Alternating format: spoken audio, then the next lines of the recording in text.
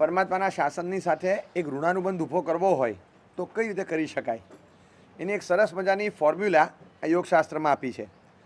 આપણે વ્યક્તિ સાથેનો અનુબંધ ઊભો કરીએ છીએ તો એ વ્યક્તિ ફરી ફરીને આપણને મળે. એવી રીતે બે રીતે અનુબંધ ઊભો થાય, એક વેરનો અનુબંધ, એક ઋણનો અનુબંધ. વેરાનુબંધ ઊભો થાય તો પણ માણસ મળે ફરીથી, પણ એ દુશ્મન રૂપે મળે અને બધે જ એ ટકરાયા કરે. એક ઋણાનુબંધ ઊભો થાય તો લગાવથી, લાગણીથી એક બોન્ડિંગ થાય ને એના કારણે ફરીથી એ વ્યક્તિ સાથેનો સંબંધ ઊભો રહે. એવી રીતે શાસન સાથેનો સંબંધ ઊભો કરવો કે જે શાસન આપણને ફરીથી મળે તો કઈ રીતે કરી શકાય? તો કે ત્રણ વસ્તુ સાથે આપણે એકદમ જોરદાર લગાવ ઊભો કરવો પડે. ભગવાનના શાસનની સીધી જ ઓળખ હોય ને એવી ત્રણ વસ્તુ મૂકી. એક આચાર પાલન, બીજા નંબરમાં સુકૃત અને ત્રીજા નંબરમાં ગુણો. આ ત્રણ છે ને ભગવાનના શાસનની ઓળખ છે. આચાર જૈનોનો એવો છે, એક શાસનનો પામેલો માણસ અને એનો આચાર આખો જુદો પડશે. એટલે આચારથી એ જુદો છે, ગુણોથી જુદો છે, એની સુકૃતની પરંપરાથી જુદો છે. આ ત્રણ રીતે તમે ઓળખી શકો કે આ માણસ કંઈક અલગ છે. અને પ્રભુના શાસનને પામેલો એ ત્રણે ત્રણમાં માહિર હોય. આ ત્રણની જેટલી ડીપ ટેવ પડે, ઊંડાણપૂર્વક એની અસર જીવનમાં આવે એટલે શાસન સત્યનો ઋણાનુબંધ ઊભો થાય. ગુણ સાથે, સુકૃત સાથે અને આચારની સાથે. બસ આ ત્રણની સાથેનો સંબંધ ઊભો કરવાનો એટલે આપણામાં રહેલું શ્રાવકપણું છે ને દીપીને ઝળકીને બહાર આવે. એટલે આવી સરસ મજાની આપણે ત્યાં શાસ્ત્રોમાં વાત આવે છે કે આ પરંપરા બધે જાળવી રાખવાની. લોકવ્યવહારમાં છે ને આ બધું હતું. લોકવ્યવહારમાં પણ જ્યારે પ્રસંગ આવતો ત્યારે પણ આ ત્રણની જાળવણી કડક રીતે થતી. અહીંયા અમદાવાદની અંદર શેઠ હતા હેમાભાઈ, અને જેમના નામનો વંડો છે, નગર શેઠ ગણાતા. હવે એમના ત્યાં લગ્ન પ્રસંગ હતો, કહેવાય બેન અને આમ ફઈ ગણાતા, ઉજમ ફઈ. અને એમના લગ્ન પ્રસંગે એમણે જે આણું આપ્યું હતું લોકો જોવા આવતા. એમણે એક જાયન્ટ મોટો, આ આખો છે ને એનાથી ઘણો મોટો, ઉપધ્યાન થાય એની કરતાં પણ મોટો એક પ્લોટ રાખ્યો હતો. કારણ કે ઘરમાં તો શક્ય જ નહોતું કે લોકો આણું જોવા આવી શકે. આણું શેમાં ભર્યું હતું? 500 ગાડામાં. 500 ગાડા મૂક્યા અને 500 ગાડાની અંદર એમણે આણું મૂક્યું. ગમે એવા આપણે લગ્ન કરીએ ને, ઉજમ ફૈયદ જેવા લગ્ન નથી થયા કોઈના. 500 ગાડા ભરીને આણું આ ભૈલાએ આપ્યું અને બધું જે પાથરેલું હતું લોકો જોવા આવે કે ઉજમભાઈનું આણું જોવા જેવું છે, તમે જઈ આવ્યા? તો હા, કે જોઈ આવજો, 2 દિવસ જ બાકી છે. આણું જોવા માટે અઠવાડિયું રાખ્યું ને બધે જોવા લોકો ભેગા થાય. અને એવો માહોલ થઈ ગયો તો ગામે ગામે ચોરે ચોટે ચર્ચાઓ ચાલે કે તમે જોયું કેટલા ગાડા ભરીને કપડાં હોય ને, કેટલા ગાડામાં ઘરવકરી હોય ને, કેટલા ગાડામાં ઘરેણા હોય ને, 500 ગાડા ભર્યા. અને જે વખતે ઉજમભાઈ પોતે જોવા ગયા, એ પોતે જોવા ગયા. આ બધું છે ને આપણને લાગે અને આ પૃથ્વી પર બનેલી ઘટના. દેવલોકમાં તો લગ્ન નથી થતા. હા, લોકો જે કહે છે ને કે દેવલોકમાં સુખ છે એનું કારણ આ છે, ત્યાં લગ્ન નથી. ત્યાં આગળ લોકો શાંતિથી જીવે છે. અને અહીંયા આગળ આણું જોવા માટે આટલા બધા લોકો આવ્યા, એ જોઈને સ્તબ્ધ થઈ ગયા. 500 ગાડા ભરીને તમે આણું બતાવ્યું? ઉજમભાઈ પોતે જોવા આવ્યા. એ કે એવું તો ભાઈએ શું આપ્યું? બહુ કેવી યોગ્યતા હશે જીવની. આપણને થાય કે આટલું બધું જોયા પછી એમને મનમાં શું પ્રશ્ન થયો? જો બહેનોની છે ને 2 જાતની ઓળખ આમાં મળે છે. એક તો બધું જોયા પછી કાંઈક ખૂટે છે એવું લાગે, આ પહેલી ઓળખ. આટલું 500 ગાડા હતા ને એ જોયા પછી એમણે કીધું કે બધું બરાબર છે પણ કાંઈક રહી ગયું. 500 ગાડા આપ્યા પછી કોઈ બેન આવું બોલે? આપણે આ ઓળખ પ્રસિદ્ધ છે. હા, હું એમાં સંમત નથી, પણ હજી આ ઓળખ પ્રસિદ્ધ છે. ખરેખર તો બીજી ઓળખ છે. એમણે ભાઈને કીધું કે મારો સંસાર વધે એવા 500 ગાડા ભરીને આપ્યા, ઘટે એવું એક ગાડું ના આપ્યું. તે 500 ગાડા તે એવા આપ્યા છે કે રાગ અતિ તીવ્ર માત્રામાં જાય, અતિ તીવ્ર કક્ષાએ રાગ ખીલી ઉઠે એવા 500 ગાડા ભરીને આપ્યા છે. વ્યવહારિક પ્રસંગ છે, ભૌતિક પ્રસંગ છે, તો ભૌતિકતા ટોચની તે આપી દીધી. તારી બેનને કે તારા ભાઈને સ્વર્ગમાં જવું જ ન પડે, પૃથ્વી પર સ્વર્ગ ઉતારી દીધું. એવા સુખ ભોગવી શકું. 500 ગાડા ભરીને તે મને આપ્યું. સંસાર વધે એવા 500 ગાડા આપ્યા. ભાઈ, બેનના આત્માની ચિંતાની એક ગાડું એવું ના અપાય કે આ બધા 500ની સામે લડત ચલાવે અને મારો સંસાર સીમિત થાય? હું શેના માટે આ ભાવમાં આવી? તું એ શાસન પામેલો, હું એ શાસન પામેલી, તો આટલું ના વિચારાય? ભાઈ કે લગ્ન પ્રસંગે એવું તો તને શું આપું? તો કે તું વિચાર. તો કે એવું શું? કે જ્યારે ગિરિરાજ પર જઈએ ને યાત્રા કરવા, ત્યારે પછી આમ થઈને બધું ટૂંકોમાં દર્શન કરીએ ત્યારે એમ થાય કે એકાદ ટૂંક આપણી હોય તો? રકમ તો છે આપણી પાસે, શક્તિ છે. એક ટૂંક મારા લગ્ન નિમિત્તે મને એક ટૂંક ના આપે બાંધીને? તો કે હવે સમય ક્યાં? તો કે એ પછી બાંધશે, જાહેરાત કરી દે, જાહેરાત કરી દે. એમણે ઊભા ને ઊભા એ ટૂંકનું મિનિએચર બને જે રીતે, એવી રીતે આખું મિનિએચર બનાવ્યું અને એક ગાડામાં ફિટ કરી દીધું. 501મું ગાડું લઈ જા અને કહી દીધું કે સમયમાં આટલો સમય લાગશે પણ આ ટૂંક તને બાંધીને આપી અને આ ગાડું લઈને જાતું. અને એટલી ખુશ થઈ બેન કે વાહ, હવે સરસ, આ જેટલી અનુમોદના આની કરીશ ને એની સામે પેલું દબાયા કરશે. હવે જ્યારે જ એની ઉપર ભક્તિ કરશું કે આપણી ટૂંક, એ વખતે આ ભૌતિક રસ આખો દબાશે. બસ આવું કંઈક આપ કે જેના કારણે આ ભક્તિ રસ મારા ભૌતિક રસને થોડોક મોડરેટ કરે. આ તો એકલો ભૌતિક રસ વધે એવું 500 ગાડા ભરીને તે આપ્યું. કબૂલ કે તારી લાગણી છે અને પ્રસંગ પણ આવો જ છે, પણ કંઈક તો મારા આત્માની ચિંતા કર કે આને ટક્કર આપે એવું શું પાત્રતા છે. 500 ગાડા ભરીને આપ્યા પછી એવું માગે છે કે તમે એવું કંઈક આપો કે જેનાથી મારો સંસાર સીમિત થાય. બહુ ગજબ છે આ. મેં તમને છે ને અહીંયા કીધેલું, હું હજી ફરી યાદ કરાવું. રાજકોટમાં એક દીકરીના લગ્ન થયા. એમના પપ્પાને કીધું મારા વજન જેટલા પુસ્તક આપો મને.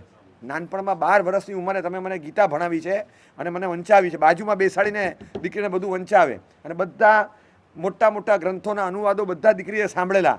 એ કે આટલું બધું મારામાં ઘડતર થયું હોય ને તો તમારા વાંચનના શોખથી, અને બસ મને મારા પુસ્તક એવા આપો, મને બીજું કંઈ આણું નથી જોતું. તો એના બાપાએ 700 કિલો વજનવાળા પુસ્તકો આપ્યા આણામાં. મેં તો વાંચ્યું ત્યારે મને થયું કે આ વર્તમાનમાં હજી હમણાં 2 વર્ષ પહેલાંનો પ્રસંગ છે.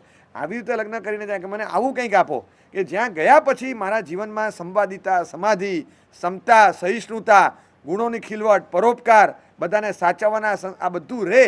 અને બહુ સરસ મજાની વાત એને કરી કે તમે મને એવું આપો તો તમે જે આપ્યું છે ને એ ટકી જાય. દીકરીને વળાવી એટલે નાની ઘટના નથી. કોઈ દિવસ આપણે ગુજરાતીમાં એક બહુ માર્મિક કહેવત છે કે બાપ દીકરીને વળાવતો જ નથી, બાપ દીકરીને ક્યારેય મોકલતો જ નથી. પોતે 25, 30, 35 વર્ષ, 5 વર્ષમાં કમાયેલી કીર્તિ વેવાઈ નથી આ મોકલે છે. બહુ સરસ વાક્ય છે. 25, 50 વર્ષ મહેનત કરી અને પોતાની કમાયેલી કીર્તિઓને એ વેવાઈને ત્યાં જાય છે. દીકરી નથી જતી, એ બાપની કીર્તિ જતી હોય છે. એટલે શું સંસ્કાર આપ્યા છે એ કેવા ઝળકી ઉઠે. આ જવાબદારી અદા કરી અને એમણે કીધું કે તમે મને એવું કંઈક આપો, આટલા સરસ તમે ભક્તિના સંસ્કાર આપ્યા, નાનપણથી પૂજા સેવા શીખવાડી, આવું કંઈ નહીં આપવાનું. આ પ્રસંગ કેટલા વર્ષ સૈકાઓ જૂનો છે, 200-400 વર્ષ પહેલાં આ પ્રસંગ બન્યો હશે. અને એ 200 વર્ષ પહેલાં આવી રીતે એક ટૂંકનું નિર્માણ લગ્ન નિમિત્તે કરી અને હું આપીશ આ જાહેરાત ભાઈએ કરી. આ બધું થઈ ગયા પછી પણ એની પાસે હતું એ કે 100% અપાય. મારી બહેનને આનંદ થવો જોઈએ. બસ આ રીતે આવા પ્રસંગો જ્યારે જોયા છે ને ત્યારે અંદરથી તાજુબ થઈ જવાય કે જીવનમાં શાસન સાથેનો અનુબંધ. જો માગ્યું શું? સુકૃત. આ સુકૃત સાથે ભૌતિક પ્રસંગ હતો પણ સંબંધ સુકૃત સાથે, શાસન સાથે ઋણાનુબંધ ઊભો કરે. લગ્નનો પ્રસંગ છે. યુવાન વયમાં આવેલી દીકરી જ્યારે વળતી હોય ને અને એ વખતે બરાબર દીકરીને વળાવતી વખતે પપ્પાને પગે લાગીને જે જાય ને એ દ્રશ્ય હચમચાવી નાખે એવું હોય. અને એ પપ્પા રડે છે, કાળજાનો કટકો જાય છે ત્યારે પપ્પાને કહે પપ્પા તમે રડો છો, દીકરી કેમ રડે છે ખબર છે તમને? એ વખતે દીકરીએ બરાબર ટાઈમ જોજો તમે, હવે જઈ રહી છે કાયમ. અને એ વખતે દીકરીએ ભાઈને બોલાવ્યો અને પપ્પાને બોલાવ્યા. એ કે પપ્પા તમને એમ છે ને દીકરી જાય છે, તમારી આંખમાં આંસુ છે, મને પણ આંખમાં આંસુ આવે છે. આજે ઘર છોડીને જઉં છું એમ નહીં, તમે એવું ઘર આપ્યું છે ને, મને ઘરની સામે સવાયું ઘર મળ્યું છે, ચિંતા નથી. પપ્પા મમ્મીની સામે પપ્પા મમ્મી છે, મને એની ચિંતા નથી. પણ કારણ કે આ બધું તમે ગોતી આપ્યું છે, તમે મને એવું શોધી આપ્યું છે કે મને બધું જ મળી ગયું છે. ઘણા નથી કહેતા આપણી તો ઘરમાં કોઈ કિંમત જ નથી, આપણી તો ઘરમાં કોઈ વેલ્યુ જ નથી. આ કેમ થાય ખબર છે? જો પપ્પા મમ્મી હતા એની સામે સાસુ સસરા મળ્યા, ભાઈ હતો તેની સામે જેઠ કે દિયર મળ્યા, બેન હતી એની સામે નણંદ મળ્યા, આ બાજુ બીજું કોઈ હતું કાકી કે કોઈ હતો તેની સામે ભાભી મળ્યા. આપણે તો મફતમાં જ ટપક્યા. વ્યક્તિ જે પતિ તરીકે આવી કોના બદલામાં મળ્યો? એ તો હાવ મફતમાં આવ્યો છે. એની વેલ્યુ કઈ રીતે થાય? કોકના બદલામાં કોક રિશ્તો હતો. આ તો એમ જ નવો ઊભો થયો. પહેલાં કે મને બધું જ ઘરનું મળ્યું છે, મને કોઈ ચિંતા નથી, પણ માત્ર એક ચિંતા છે કે પપ્પા ઉંમર થઈ છે, ઉંમર, અને હવે હું જઉં છું. હવે તમને ઘરમાં કહેનાર કોઈ નથી કે તમે તમાકુ ન ખાઓ, તમે માવો છોડો. વારંવાર તમને હું કહેતી તમે મારી પર ગરમ થતા. આજે હું જઉં છું. ગરમ થવું હોય તો પણ થઈ લેજો. આ છેલ્લી વાર કહું છું કે મને બધું જ આપ્યું છે, તમાકુ નથી આપ્યું. તમાકુ આપી દો, હું લઈને જઉં. અને ભાઈ તને વારંવાર કીધું છે આ તું બહાર જઈને કંદમૂળ ખાય છે ને, આપણા ઘરના સંસ્કાર નથી. અને આપણને મમ્મી પપ્પાએ શીખવાડ્યું છે આજે તું બહાર ખાય છે, પછી ઘરમાં આવશે, અને પછી તો એવું આવશે ને કે આપણું કુળ જઈને કુળ નહીં રહે, આપણને ન લાગે બરાબર. આ વળાવતી વખતે દીકરી પપ્પા પાસે, અને આ મેં પ્રસંગ જાણ્યો છે, બહુ જાણીતી વ્યક્તિ છે મારા માટે, માન ઉપજે એવી વ્યક્તિ કહેવાય કે આજે 25 વર્ષની ઉંમરે દીકરી આવું માગે, અને એવા સ્પોટ પર એવા ટાઈમ પર હચમચી ગયા પપ્પા. એ કે પપ્પા ના પાડવાની તમને હા છે, આ મેં 15 વાર ના પાડી છે, પણ એટલું યાદ રાખજો મને નહીં તમને જિંદગીભર રહેશે, દીકરીએ છેલ્લે માગ્યું ને મેં ના પાડી, આ વસવસો તમને રહેશે. ઇમોશનલી એવી રીતે ક્લચમાં લીધેલા, પપ્પા કશું બોલી ના શક્યા, અને એમાં આજુબાજુવાળા બધા આવી ગયા, આપી દો ને, છોડી દો ને, હવે ક્યાં બીજું ક્યાં શું માગે છે, અને આમે આપવા જેવું છે ને, દીકરી માગે છે, એને તમે ના પાડશો, આટલું બધું આપ્યું છે, વિચાર કે પપ્પા વિચારશો ક્યારેય નહીં છૂટે, ક્યારેય નહીં છૂટે. તમે આ બધું મને આપ્યું છે ને એના કરતાં 10 ગણો આનંદ થશે, આ આપી દો.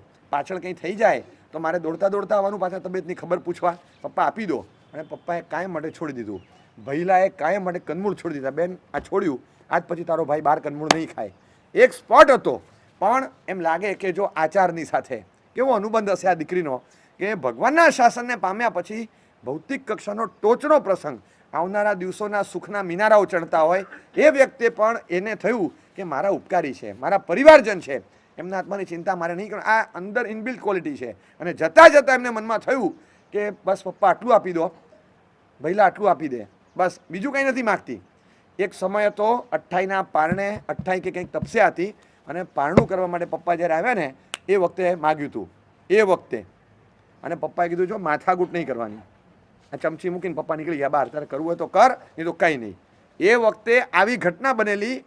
આમ સાંભળીને એમ થાય કે બીજી વાર દીકરી હિંમત ના કરે. બધાની વચ્ચે જોવા જેવો તમાશો થઈ ગયો, પપ્પા ચમચી મૂકી નીકળી ગયા, હવે હું નહીં આવું પારણું કરાવવા. તમે આ રીતે જો બધાની વચ્ચે કરવાનું હોય તો કંઈ નથી કરવું મારે, તારે હજી 2 ઉપવાસ ખેંચવા તો ખેંચી લે, બીજા 8 કરવા હોય તો કર, આ નહીં છૂટે એટલે નહીં છૂટે. આ શું ચડાવેલા ચડી જાઓ છો બધા. ત્યાં બબાલ થઈ ગઈ સવારે. કલ્પના નહીં કે 28ના પારણે આવું થશે, અને ખરેખર એવું તમાશો થયેલો. એ પછી કઈ દીકરી હિંમત કરે મને કહો. અને એ પછી આ દીકરીએ હિંમત કરી અને પપ્પાને એવી રીતે લીધા, પપ્પા તમને ના પાડવાનો હક છે. આજ સુધી મારા મહત્વના પ્રસંગે ગરમ પણ થયા છું, તમને ગરમ થવાનો હક છે, પણ યાદ રાખજો વસવસો તમને રહેશે, મને નહીં રહે. તમને રહેશે કે જિંદગીમાં કાયદાનો કટકો છેલ્લે જતી હતી, અને એ વખતે મારી પાસે માગ્યું મેં આપ્યું નહીં. તમને કાયમ માટે વસવસો રહેશે, બીજું કાંઈ નથી માગતી. આ તમારે આપવું જ જોઈએ, અને ના પાડવાનો હક છે તમને. આમે 10 વાર ના પાડી છે, એકવાર વધારે, પણ મને થાય કે મારા ગયા પછી તમને કોઈ નહીં કહે, તમે બીજાનું સાંભળતા નથી, એટલે મારું સાંભળો. એક દીકરીનું ચાલતું તું તો પપ્પા પર શું ચલાવ્યું બોલો. કઢાવવું એટલું કઢાવી શકે એમ છે પપ્પા પાસે, પણ એવું માગ્યું કે જેમાં પોતાનું અને પપ્પાનો ઉદ્ધાર થાય, પરિવારની સુરક્ષા થાય. કેવું માગ્યું છે. આ દેખાય કે આચારની સાથે એક શાસનને પામેલી વ્યક્તિનો સંબંધ કેવો મજબૂત, કે જતાં પોતાના જીવનમાં સંબંધ માગ્યો કે આચારની સાથેનો સંબંધ રહેવો જોઈએ, ભાઈનો કે પપ્પાનો એ રહેવો જોઈએ. એક હેમાભાઈ પાસે સુકૃત એવું માગ્યું કે મારા ઘરમાં સુકૃતનો સંબંધ રહેવો જોઈએ. આપણે પરંપરા સુકૃતની છે, સુકૃતનો સંબંધ ભલે ભૌતિક કક્ષાનો પ્રસંગ હોય, પણ સુકૃતની સાથે સંબંધ રહેવો જોઈએ.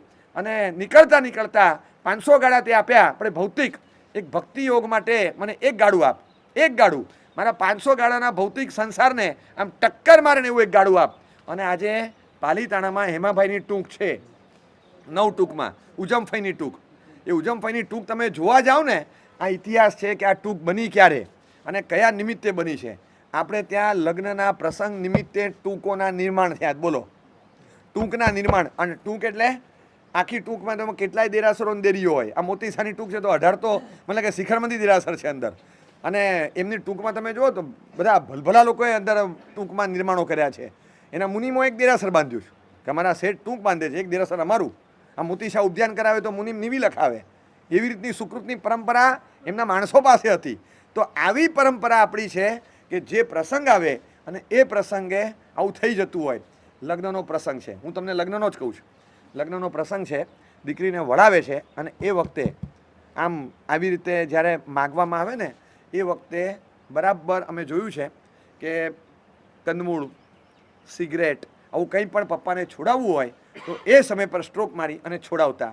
દીક્ષા લે છે એક દીકરી, અને દીક્ષા લેતી વખતે એમણે ખાલી ઘરનાને ભેગા કર્યા અને કીધું કે વડ દીક્ષા સુધીનો સમય આપું છું, આજે છેલ્લો દિવસ, આજે રાત્રે મારી છેલ્લી રાત તમારી સાથે, કાલે હું ઉપાશ્રયમાં છું, હવે હું ક્યારેય તમારી સાથે નથી, ક્યારેય નથી. મમ્મી તો પૌષધ કરીને મારી સાથે રહેશે, પપ્પા તમારે મારી સાથે છેલ્લે દિવસ ને છેલ્લી રાત છે. ખાલી પપ્પા એટલું માગું છું કે કાકા કાકી સાથે આપણે ભલે નથી બોલતા પણ આજે કાકા કાકીને દીક્ષાના પ્રસંગમાં આવવાનું આમંત્રણ નહોતું. સગા કાકા કાકીને પ્રસંગો જે બન્યા તે પણ પપ્પા આ યોગ્ય નથી. વિશ્વની તમામ જીવસૃષ્ટિને મારી પોતાની સ્વજન બનાવવા હું જઉં છું. એક પણ જીવને હણીશ નહીં. અને મારા ઘરના કાકા ને કાકી મારા પ્રસંગે હાજર નથી. એક જ કારણ કે તમને આ યોગ્ય નથી લાગતું એમને બોલાવવું, અને તમારા મનને મારે દુઃખ પહોંચાડવું નથી. ભલે કાલે ન આવે, મારી વિનંતી એટલી છે, 15 દિવસ સમય છે, વડી દીક્ષામાં તમે એમને લઈને આવો એવું ઈચ્છું છું. મારા દીક્ષા નિમિત્તેનો સર્વશ્રેષ્ઠ પ્રસંગ આ છે. તમે ગાડી લઈ કાકા કાકીને લેવા જાઓ, તમે ને મમ્મી અને કાકા કાકીને લઈને આવો. પપ્પા બધું ભૂલી જાઓ, જે પણ છે તે. હું જે રસ્તે જઉં છું એ રસ્તો ભગવાન મહાવીર સ્વામીની ક્ષમાનો છે, અને એ 10મી દેતી ધર્મ હું પાડું, એમ પહેલો ક્ષમા ધર્મ. પપ્પા યોગ્ય નથી.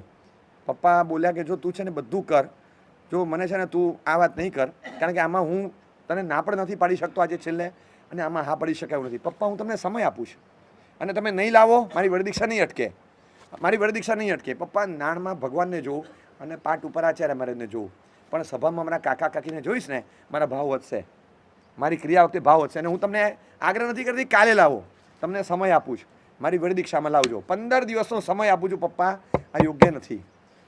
દીક્ષા વખતે તો દીક્ષા થઈ ગઈ, અને છેલ્લે પપ્પા મમ્મી દીક્ષા આપીને ઘરે ગયા ત્યારે પપ્પા ખ્યાલ રાખજો, વડી દીક્ષામાં બસ આટલું કર્યું.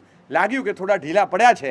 અઠવાડિયા પછી એક ચિઠ્ઠી મોકલી નવા સાધ્વીજી ભગવાન તે, કે દીક્ષા પછીની પહેલી ચિઠ્ઠી મોકલી, અને લખ્યું હતું પપ્પા, એટલે એમને શ્રાવકના નામથી, કે તમને ખ્યાલ છે કે વડી દીક્ષામાં તમારે શું કરવાનું છે, બસ ઈચ્છા પૂર્ણ કરજો. અને કાકા કાકીને લઈને પપ્પા મમ્મી આવ્યા. આ વડી દીક્ષા જોઈ જ્યારે, કોઈને અંદર ખાને બહાર ખબર ન પડી હોય, પણ ઘરનામાં અંદર 30-40 જણમાં જે માહોલ હતો, બધાના મનમાં એમ હતું કે બહુ સારું થયું, આ પતી ગયું. કારણ કે ઘણા બધા પ્રસંગો, એકને ત્યાં પ્રસંગ હોય, તમારે જો એને ત્યાં જવું હોય ને તો પછી મારે ત્યાં રહેવા દો. આની સાથે મારે બગડ્યું એટલે તમારે બગાડવાનું. તમારે પછી જો એના પ્રસંગમાં જવું હોય તો હવે એક બેન હોય, એને તો બંને ભાઈ સારા ને, એને તો બંને ભાઈ સાથે સંબંધ રાખવાનો. અને એ કઈ રીતે એક ભાઈને ત્યાં ન જાય તો કઈ રીતે ચાલે? એ કે ભાઈ મારે બંને ભાઈ સરખા છે, વાંધો નહીં, તું ત્યાં જા, મારે ત્યાં રહેવા દેજો, તો ભૂલી જા, હવે આવતી સાલ નહીં આવતી રાખડી બાંધવા, આવું મોઢા પર કહી દે. હવે આવા એક વેરઝેર જેમ ઊભા થયા, કેટલાય પર્યુષણો ગયા, અને આ બધું 6 વર્ષ જૂનું હતું. એવું નહોતું કે આજકાલનું થયેલું. 6 વર્ષથી આ વ્યવહાર ચાલે. 21મો 22મો ઉપવાસ હોય ને, શાતા નથી પૂછી, નણંદ ભાભી એકબીજાને શાતા ન પૂછે. કોઈકને માસખમણ ચાલે છે અને 1.5 કિલોમીટરના ડિસ્ટન્સ પર રહેવાનું હોય ને તો પૂછે નહીં શાતા, 1.5 કિલોમીટરના ડિસ્ટન્સ પર રહેવાનું હોય. એક શાતા પૂછવા ન જાય. ઘરમાં એક જણને માસખમણ હોય તો એવા તે કેવા લોહીના સંબંધો સુકાઈ ગયા, બધા સંબંધો મરી પરવારેલા. કશાય અને વેર જ્યારે પ્રગટ્યું, પણ પ્રસંગ હતો, અને એ વખતે માત્ર ઇમોશનલી જે ઘા માર્યો છે ને, હલી ગયા અને કીધું શોભે નહીં. અને ત્યાં આવ્યા. તમે જુઓ વ્યક્તિનો ગુણ સાથેનો સંબંધ કેવો મજબૂત, કે પ્રસંગ આવ્યો અને ઘા માર્યો. 3 પ્રસંગ હું તમને દીકરી નાખું છું. લગ્ન પ્રસંગે સુકૃતની માગણી કરી કે મને એક ટૂંક આપો.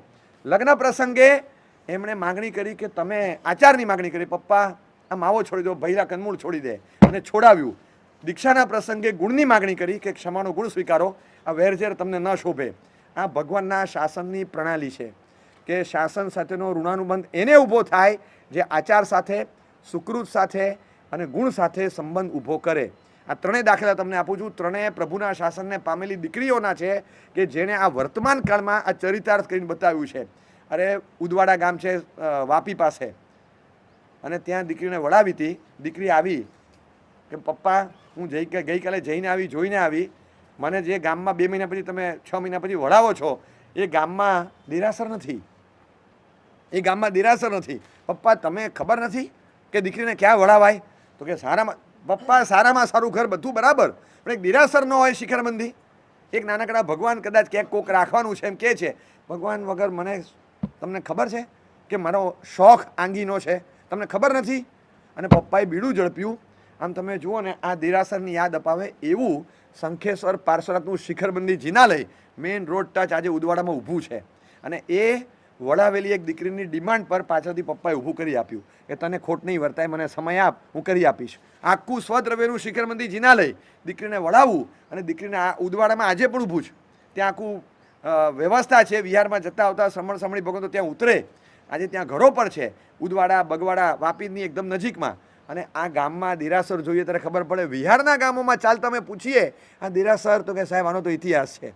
અને ઇતિહાસમાં છેલ્લે આવું કંઈક નીકળે, આંખોના ખૂણા ભીના થાય, હૃદયના તાર જણજણી જાય કે આપણો આ ઇતિહાસ, કે ક્યાંક દીકરીના લગ્ન પ્રસંગે સુકૃતની આવી માગણી મૂકે, દીકરીના લગ્ન પ્રસંગે એ આચાર સંપન્ન થાય એનો પરિવાર એ પપ્પા કે ભાઈ પાસે આવી માગણી મૂકે, દીક્ષાના પ્રસંગે પરિવારમાંથી વેરઝેર નીકળી જાય આવી વાત મૂકે.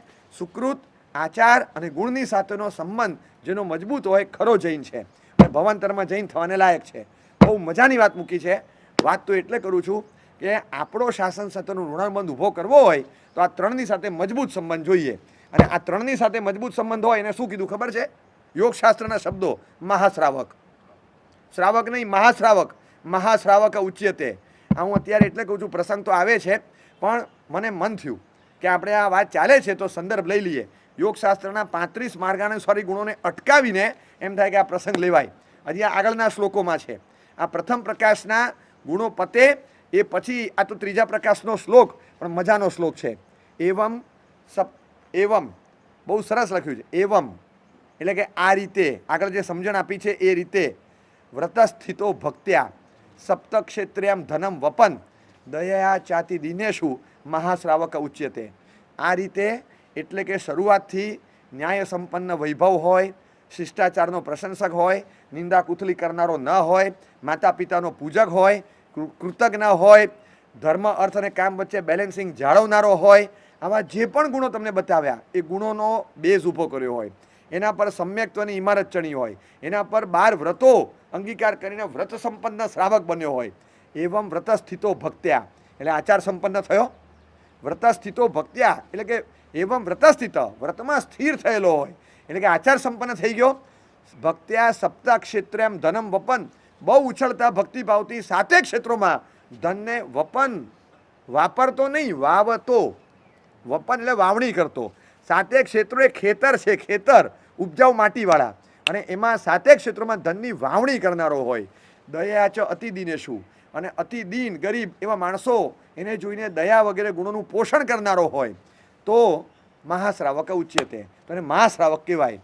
દયા વગેરે ગુણો, 7 ક્ષેત્રોમાં થતા સુકૃતો અને વ્રતની અંદર સ્થિર રહેવાના કારણે પડાતો આચાર. તમે જુઓ આ 3 વસ્તુ આવી, આચાર, સુકૃત અને ગુણ.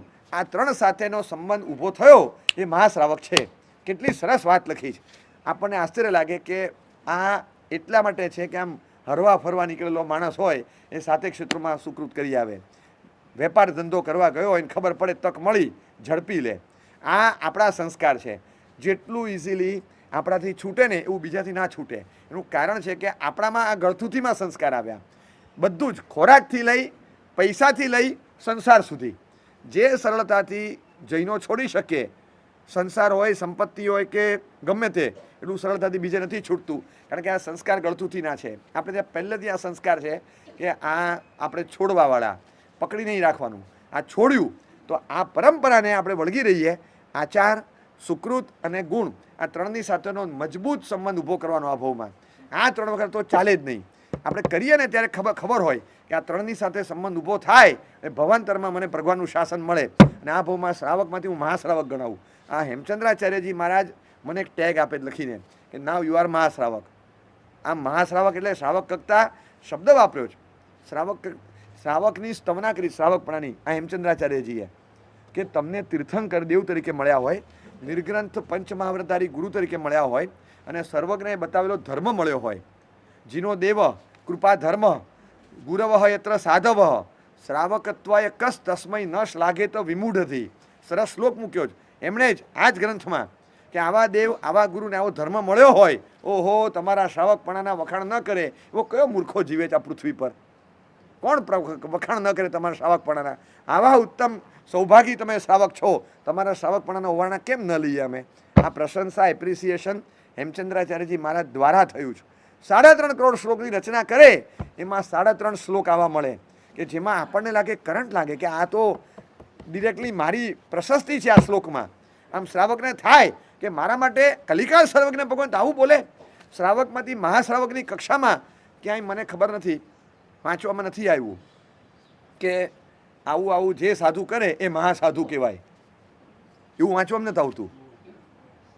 સાધુ એ મહાસાધુ કેવી રીતે થાય? સાધુ એ સીધા સિદ્ધ જ થવાનું જેવું જ લાગે છે.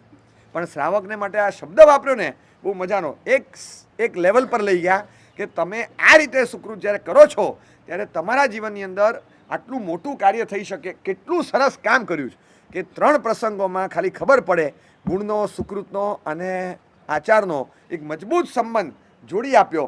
બસ આ 3 સંબંધ જો તમારા હોય બીજું કશું જ નહીં જોઈએ. આટલી એક નાનકડી વાત ખાલી વર્તમાન કાળની દીકરી પરણીને સાસરે જાય અને આવી રીતે પપ્પા પાસે વ્યસન છોડાવી શકે કે ભાઈ પાસે કંદમૂળ છોડાવી શકે કે સુકૃતની યાચના કરી શકે, આ આપણી પરંપરા. એટલે જ્યારે તક મળે ને ગુણ ખીલવવાની ત્યારે પાછા ન પડાય, આચારને પકડવાની ત્યારે પાછા ન પડાય અને સુકૃતની મળે ત્યારે પાછા ન પડાય. મન મૂકીને લઈ જ લેવાનું, કારણ કે આ તક આપણને મળી છે શાસનના દ્વાર પર ઊભા છીએ માટે.